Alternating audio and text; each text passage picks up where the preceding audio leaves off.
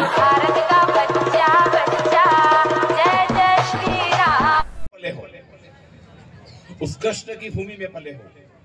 ये मिट्टी उस राम की परंपरा का द्योतक है, भगवान महावीर की परंपरा का द्योतक है, भगवान कृष्ण भगवान बुद्ध की परंपरा का द्योतक है। आज आप सभी को देख करके एकदम मन प्रसन्न हो रहा है, लेकिन कुछ सावधानियां आप तक मैं पहुंचाना चाहता हूं। जैन साधु हूं, भ्रमण करते हैं हम लोग, पूरे भारतवर्ष में भ्रमण करते हैं। भारत के कोई 24 राज्यों में हमने पैदल भ्रमण किया है।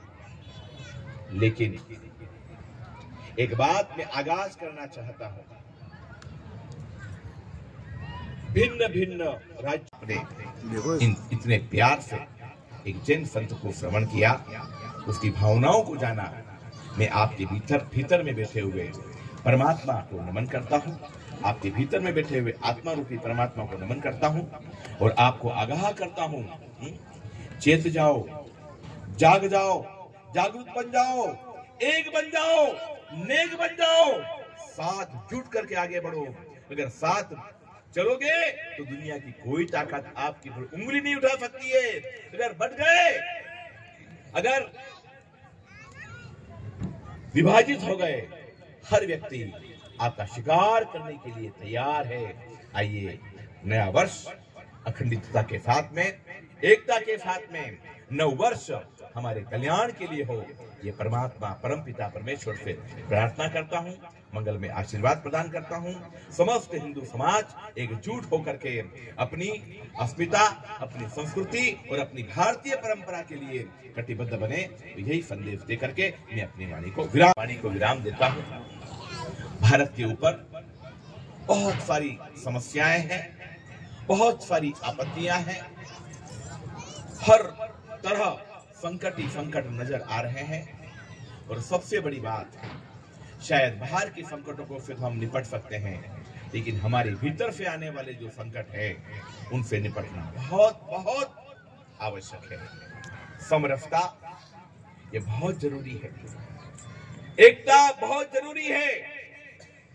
हमारी बहन, हमारी बिटिया कहाँ जा रही है, किसके साथ पढ़ रही है, कहाँ क्या कर रही है, थोड़ा सा उसके ऊपर वॉचिंग बहुत जरूरी है। मैं स्वतंत्रता के अधिकार के ऊपर उंगली नहीं उठाना चाहता हूं, लेकिन मैं ये पक्की बात कर रहा हूं कि हमारी बिटिया कहीं किसी कसाब की शिकार न बन जाए। ये देखना ये हमारी पहली जिम्मेदारी है। पुण्यशालियों, वर्तमान में जो समस्याएं बढ़ती जा रही है, उसके अंदर धर्म की चेतना को जागरूक करने का शंखनाद आज के दिन हम दे रहे हैं। परमात्मा परमपिता परमेश्वर और उनकी कृपा आप सबके ऊपर बरसती रहे। आज मर्यादा पुरुषोत्तम श्री राम को हम इसलिए याद करते हैं कि वो उनके कर्तव्यों में कभी करता हूँ। सर्वप्रथम आज के कार्यक्रम के मुख्य अतिथि गुरु नवरत्न कृपा प्राप्त युवा हर्द सम्राट राष्ट्रहित चिंतक परम पूज्य आचार्य रत्ना सागर सूर्य जी महाराज एवं परम पूज्य गुणित श्री कीर्ति रत्न सागर जी महाराज एवं आदि थाना, जिन्होंने अपने बिहार में परिवर्तन करते हुए अपना अत्यंत मूल्यवान समय पर अमृतमयी आशीर्वाद वाणी पर आशीर्वचन एवं सानिध्य में हमें प्रदान किया। मैं आभारी हूँ हमारे कालवा स्थान भवानी मंडी के पूज्य संत श्री बालक दास जी महाराज एवं भगवान दास जी महाराज, जिन्होंने अपना आशीर्वाद एवं सानिध्य प्रदान किया। मैं आभार व्यक्त करता हूँ नगर पालिका अध्यक्ष महोदय, नगर पालिका मंडल अधिशासी अधिकारी महोदय एवं नगर पालिका प्रशासन का, जिन्होंने अपना महत्वपूर्ण योगदान एवं सहयोग हमें प्रदान किया। मैं आभारी हूँ हमारे उपखंड अधिकारी महोदय, पुलिस पुलिस अधीक्षक महोदय एम सियाही साहब तथा संपूर्ण पुलिस प्रशासन जिन्होंने सुंदर व्यवस्था में सहयोग हमें प्रदान किया। मैं आभारी हूँ समस्त निजी विद्यालय समिति एवं सभी शिक्षक बंधुओं, आचार्यों, दीदियों एवं विद्यार्थियों का जिन्होंने अपना भव्य बनाने में अपनी महत्वपूर्ण भूमिका निभाई। मैं आभार व्यक्त करता हूँ टेंट हाउस एसोसिएशन जिन्होंने सभी प्रमुख चौराहे पर निःशुल्क साज सजा की। साथ ही मैं आभार व्यक्त करता हूँ नर्मदा ड्रिंकिंग वाटर सप्लायर भवन की। इस सभी के साथ मैं उन सभी बंधुओं, भागिनियों, प्रतिनिधियों का एवं संगठन का आभार व्यक्त करता हूँ जिन्होंने प्रत्यक्ष और प्रत्यक्ष रूप से अपना मूल्य योगदान देते हुए इस नव वर्ष की शोभा यात्रा में भव्य वाले हम सब भारतीय एक हैं, हम सब हिंदू समाज एक हैं, हम सब हिंदू भाई बहन एक हैं। जब तक ये भावना नहीं आएगी, ये ऊंच नीच की परिपति जब तक बढ़ती रहेगी, तब तक हमारी परंपरा विकसित होने में समस्या आएगी। बंधुओं, साउथ में गया, गुजरात में गया, तेलंगाना कर्नाटक में गया, उत्तर प्रदेश बिहार में गया, पश्चिम बंगाल में हम लोगों ने विहार किया, पैदल भ्रमण किया, झारखंड में गया और अभी एक साल पहले मेरा नेपाल जाने का। मैं नेपाल गया। कोई अंतर्राष्ट्रीय षड्यंत्र है। जहां जहां हिंदुओं की बहुमति है, जहां जहां हिंदुओं का विकास है, जहां जहां हिंदुओं की मर्यादाएं हैं, कहीं न कहीं अंतर्राष्ट्रीय षड्यंत्र के तहत उनको छिन्न भिन्न करने की कोशिश की जा रही है। समस्त जितने धर्मावलंबी यहाँ पर बैठे हुए हैं, उनसे मेरा आग्रह है। मैं नेपाल 1 महीने प्रवास में रुका, एक स्थान पे गया, वहां के पूर्व नरेश से मिला। और प्रयास करने की जरूरत है, अभी और मेहनत करने की जरूरत है। हिम्मत हारने की आवश्यकता नहीं है। याद रख लो, कोशिश करने वालों की जिंदगी में कभी हार नहीं हो सकती है। हम पुनर्जन्म में विश्वास करते हैं। हमारी श्रद्धा पुनर्जन्म में है। इस जन्म में नहीं, आने वाले जन्म में भी हम अपने प्रयासों के अंदर आगे बढ़ेंगे।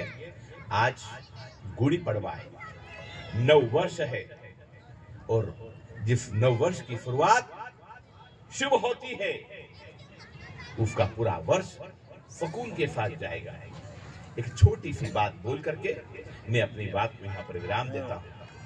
रविवार का दिन था।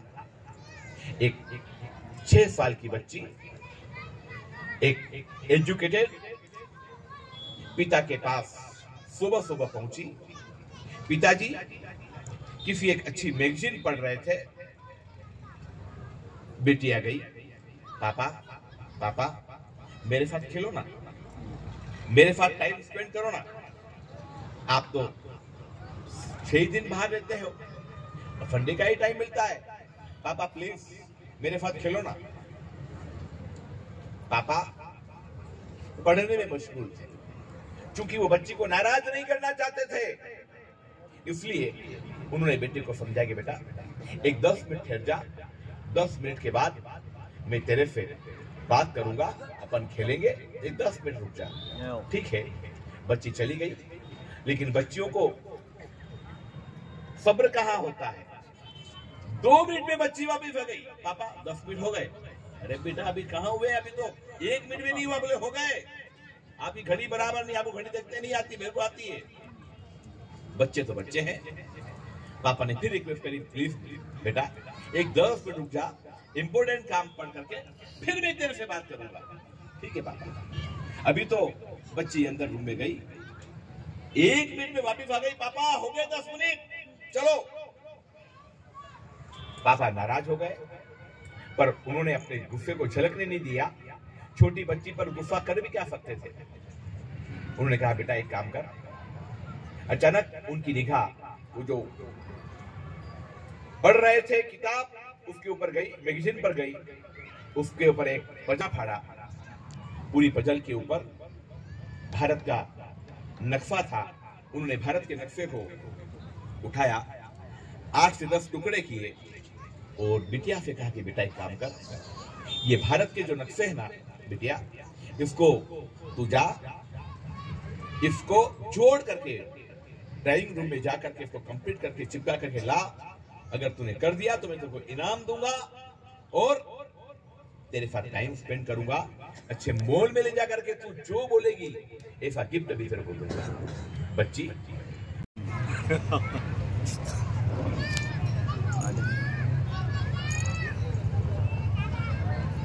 आपके दीदार करना बहुत जरूरी है।